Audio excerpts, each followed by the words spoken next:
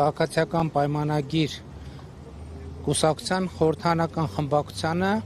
առաջարկել ազգային ժողովի մշտական հանձնաժողովի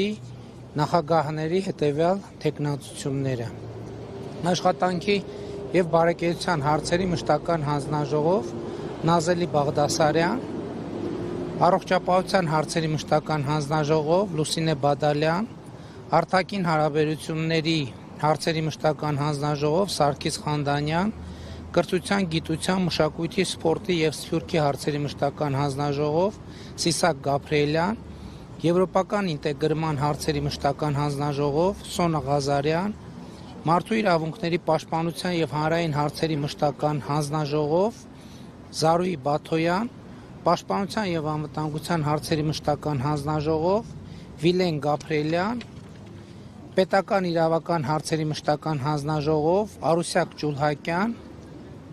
Տարածաշրջանային և եվրասիական ինտեգրման հարցերի մշտական հանձնաժողով Տրդատ Սարգսյան, Տարածքային կառավարման և շրջակա միջավայրի պահպանության հարցերի մշտական հանձնաժողով Վահե Ղալումյան, Տնտեսական հարցերի մշտական հանձնաժողով Բաբկեն Թունյան, Ֆինանսավարկային և բյուջետային հարցերի մշտական հանձնաժողով Ծովինար Վարդանյան։